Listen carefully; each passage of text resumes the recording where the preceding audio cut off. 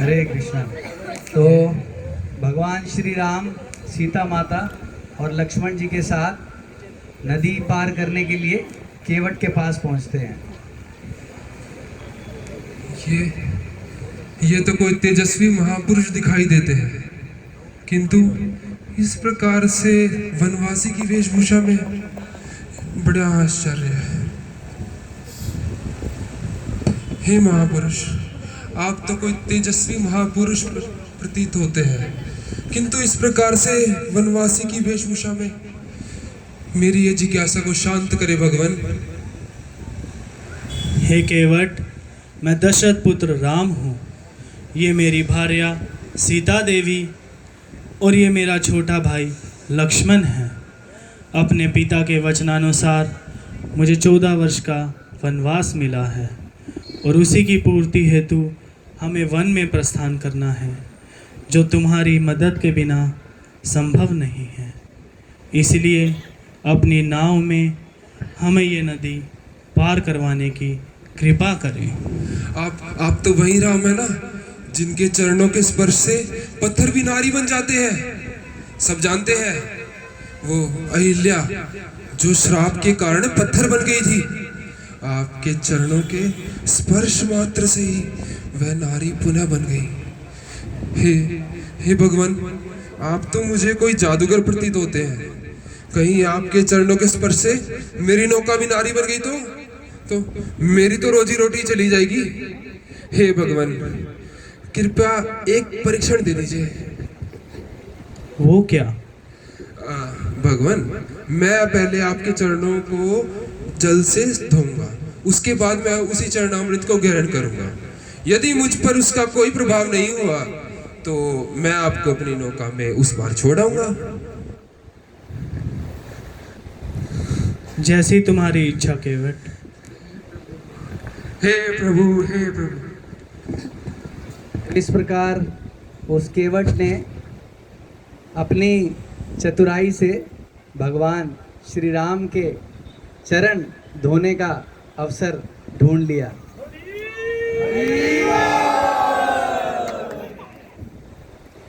जय श्री राम, जय श्री राम, जय सिया राम भगवान की जय, सीता मैया की जय। तो इस प्रकार उस भक्त ने भगवान के चरणों को धोया और उस चरणामृत से स्नान किया। जैसा कि शास्त्रों में बताया गया है कि भगवान के भक्तों के चरण की जो धूल है और उनके चरणों का जो अमृत है और भक्तों का जो उच्छिष्ट प्रसाद है, वो हमारे लिए महान बल प्रदान करता है हमारे आध्यात्मिक जीवन के लिए। तो इस प्रकार उस केवट ने भगवान श्री राम के चरण धोए और फिर भगवान को नौका में बिठाकर नदी पार करवाई। तो जब भगवान श्री राम गंगा पार करके त्रिवेणी संगम के मार्ग से प्रयाग स्थान पर पहुँचे तो वहाँ एक राजा थे जिनका नाम था राजा निषाद राज। तो फिर भगवान की भेंट निषाद राज से होती है।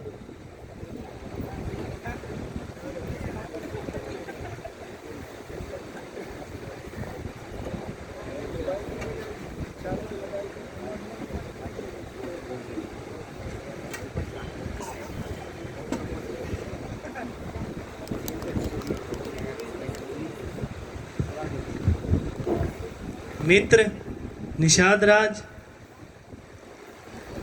आओ प्रभु आओ, मैं धन्य हो गया। भगवान श्री रामचंद्र निषाद राज के राज्य में पधारे हैं। आपने अपने पिता के वचनों को पूर्ण करने के लिए जो 14 वर्ष का वनवास धारण किया है, आपने बहुत महान कार्य किया है। और मैं आपकी मित्रता को निभाते हुए मैं अपने राज्य को आपके चरणों में समर्पित करना चाहता हूँ।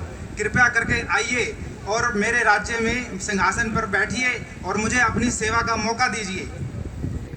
मित्र निषाद राज, मैं तुम्हारा ऋणी हूँ, लेकिन ये बात तो तुम भी जानते हो कि रघुकुल रीत सदा चली आई, प्राण जाए पर वचन न जाए। और ये तो तुम भी नहीं चाहोगे ना कि तुम्हारे मित्र राम अपने परिवार पर कलंक लगाएं। मेरे पिता के वचनानुसार मुझे 14 वर्ष का वनवास मिला है, और ये वनवास का मतलब ये तो नहीं कि मैं तुम्हारा राज्य भोगूं। ये वनवास तो नहीं कहलाएगा ना। इसीलिए निषाद राज, मुझे आज्ञा दीजिए कि मैं मेरा कर्तव्य निभा सकूं। जैसी आपकी आज्ञा प्रभु।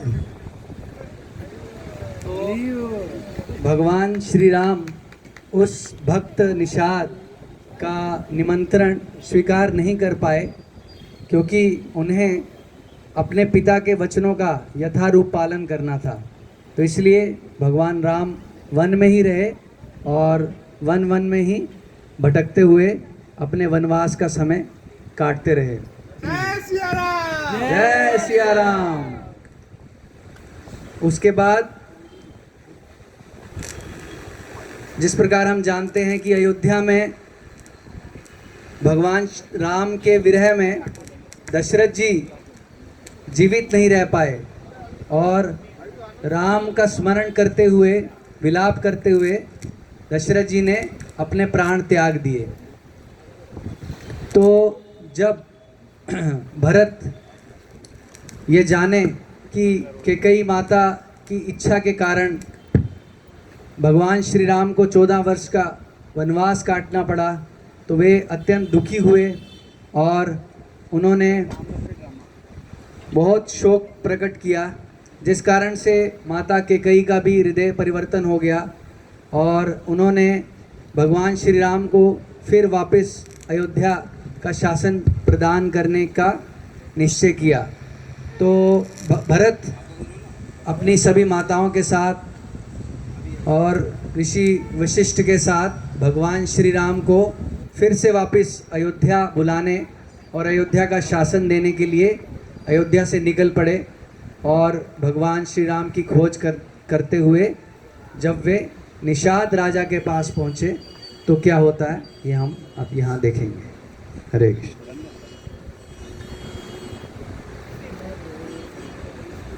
हे निषाद राज, मैं दशरथ पुत्र भरत अपने भैया रामचंद्र की खोज में निकला। क्या आप इसमें मेरी सहायता कर सकते हैं? आप वही दशरथ पुत्र भरत हैं, भगवान जिनके गुणगान करते हुए थकते नहीं हैं। क्या भैया मुझे याद करते हैं? हाँ, आपको याद करते हैं। भगवान श्री रामचंद्र, माता सीता और लक्ष्मण यहाँ आए थे और मैंने उन्हें निमंत्रण दिया था कि मेरे राज्य में आकर विश्राम करें, परंतु उन्होंने मेरा निमंत्रण अस्वीकार किया और सामने वृक्ष के नीचे घास फूस के बिस्तर पर सोए, आराम किया और कंदमूल खा के अपना समय व्यतीत किया। अरे अभागा भरत, मेरे जीते जी भैया को ऐसे दिन देखने पड़े।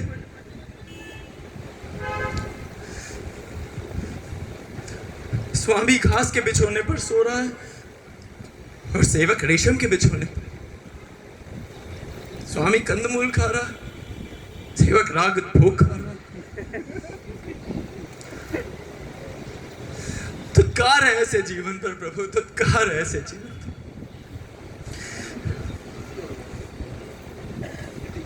मैं प्रतिज्ञा करता हूं कि मैं चित्रकूट तक नंगे पांव जाऊंगा और जब तक मैं भैया के दर्शन नहीं पा लेता तब तक मैं अन्न ग्रहण नहीं करूंगा। भगवान श्री रामचंद्र की।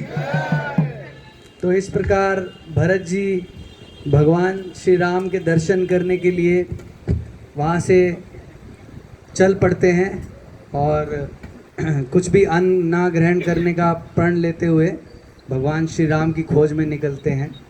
और जब चित्रकूट में भरत अपनी सेना के साथ पहुंचते हैं तो कुछ दूरी पर से लक्ष्मण को यह सूचना प्राप्त होती है कि भरत अपनी चतुरंगिनी सेना लेकर चित्रकूट तक आ रहे हैं।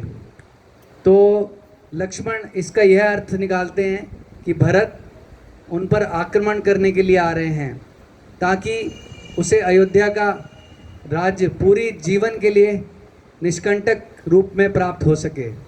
तो यह विचार करके लक्ष्मण क्रोध के आवेश में आ जाते हैं और आगे की लीला आप देख सकते हैं।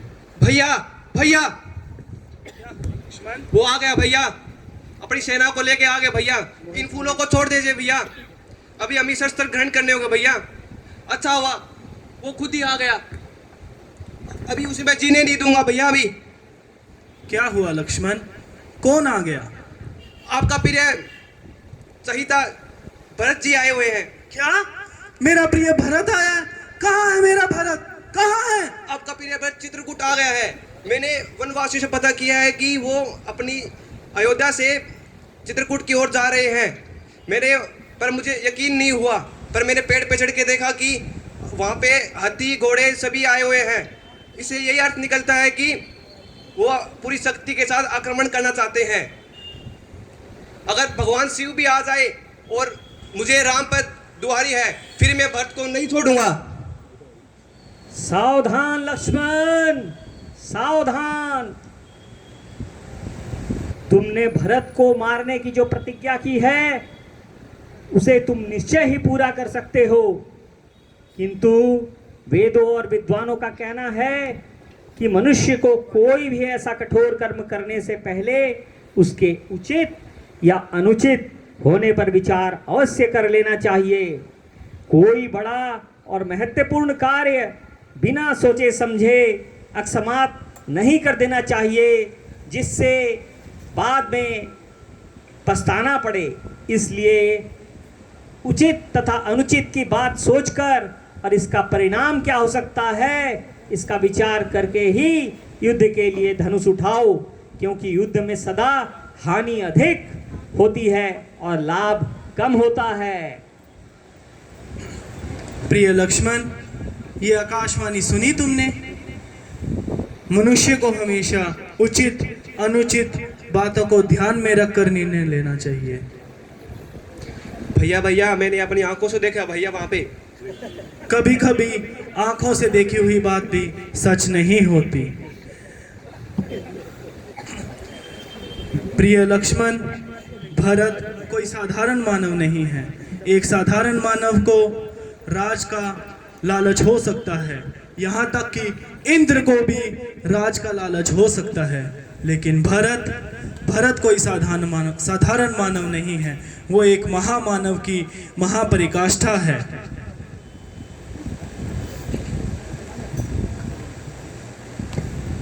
तो इस प्रकार भगवान श्री राम लक्ष्मण के मन में आए हुए संदेह का नाश करते हैं और इसी के साथ भरत वहाँ भगवान श्री राम के सामने प्रवेश करने जाते हैं, जब एक व्यक्ति जो है उसकी सूचना देता है।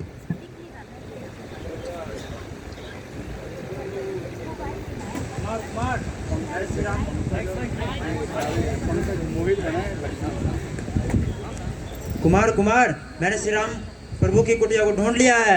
वो इधर ही है, इस बरगद के पेड़ के पीछे है।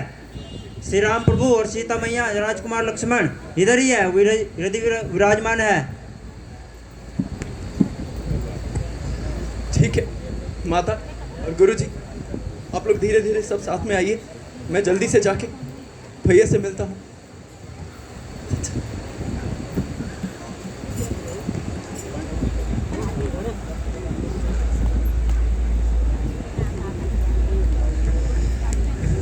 तो भरत चित्रकूट में भगवान श्री राम की कुटिया में पहुंचते हैं।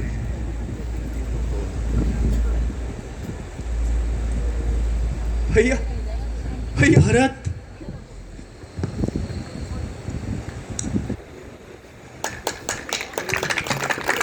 भैया मुझे क्षमा कर दीजिए, भैया मुझे क्षमा कर दीजिए। देखिए, जिसकी वजह से आपको वन मन भटकना पड़ रहा है, वो कितने दयावान है। मुझ जैसे पापी को आप गले लगा रहे हैं। अरे पगले, तू क्यों क्षमा मांग रहा है? हम सब तो पिताजी के वचन के लिए यहाँ पर हैं। भैया, भाभी भाभी आप मुझे क्षमा कर दीजिए, मुझे क्षमा कर दीजिए। नहीं नहीं, ऐसा मत कहिए देवर जी। बाइक लेके आ जाओ, बाइक लेके आ जाओ। भैया मुझे क्षमा कर दीजिए, भैया मुझे क्षमा कर दीजिए। मैंने आपके अंदर अपराध देखा भैया, मुझे क्षमा कर दीजिए। अरे पगले, मेरे मन में पाप नहीं, मैं स्वयं पाप की मूर्ति हूँ। मुझसे क्षमा मांग रहा है। नहीं भैया नहीं, मुझे क्षमा कर दीजिए भैया, क्योंकि मैंने आप पर धनुष चलाया। मुझे क्षमा कर दीजिए क्योंकि आपको मेरे ऊपर धनुष चलाया था। तो पगले, भान छोड़ क्यों नहीं दिया? इस पापी को मार ही देता तो अच्छा था।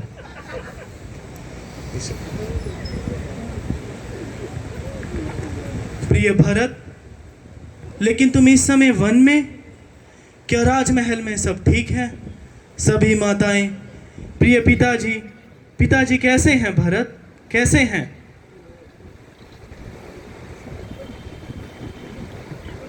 तुम कुछ बोल क्यों नहीं रहे भरत? मेरे मन में पिताजी के लिए संशय हो रहा है। भैया, पिताजी परलोक सुधार करें।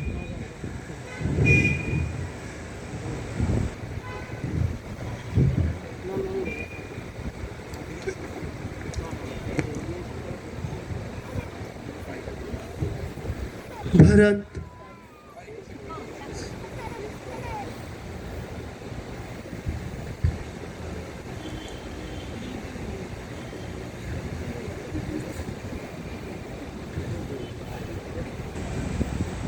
भैया, संभालिए अपने आप को भैया, संभालिए। इसी परिस्थिति को देखते हुए सबने मिलकर निश्चय किया है कि अयोध्या का सिंहासन आप ही संभालेंगे।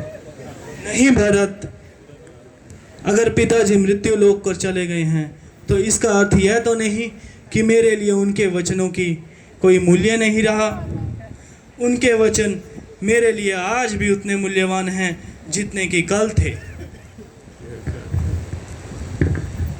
तो भैया ठीक है, आप पिताजी के वचनों का पालन कीजिए, मैं मेरे धर्म का पालन करता हूँ। आप जब तक वन में रहेंगे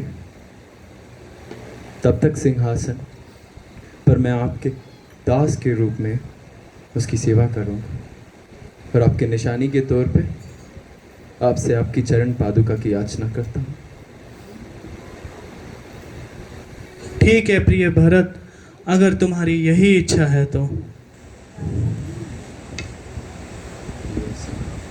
तो इस प्रकार भरत भगवान श्री राम के निशानी के रूप में उनकी चरण पादुकाएं लेकर अयोध्या की ओर वापस लौट जाते हैं और एक सेवक की भांति 14 वर्ष तक अयोध्या में राज संभालते हैं और भगवान श्री राम के आने की प्रतीक्षा करते हैं।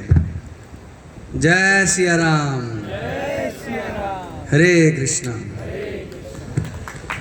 तो ये भगवान की दिव्य लीलाएं हैं जिसमें हमें मर्यादाओं का पालन करना सिखाया गया है कि किस प्रकार जो हमारा वैदिक धर्म है, जो हमारा वर्णाश्रम जीवन पद्धति है, वो हमें स्वार्थ नहीं सिखाती है बल्कि त्याग करना सिखाती है। तो भगवान राम का जो चरित्र है उसमें केवल निस्वार्थ जीवन जीना सिखाया गया है। किस प्रकार हम सबको अपने अपने कर्तव्य का पालन करते हुए निस्वार्थ जीवन जीना चाहिए, धर्म के नियम पालन करते हुए। तो ये हमें भगवान की लीलाओं से सीखने को मिलता है। हरे कृष्णा।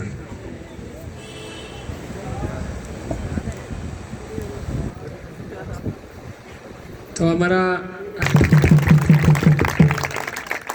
हमको रामलीला दिखाने के लिए हम उसको बहुत धन्यवाद देते हैं, जिससे हमारा मन बहुत निमग्न रूप से हम भगवान राम की लीला को याद कर पाएँ। अभी तो हमारा गौरनीताई है, मैक्सिमम आप लोग उसको नहीं जानते होंगे।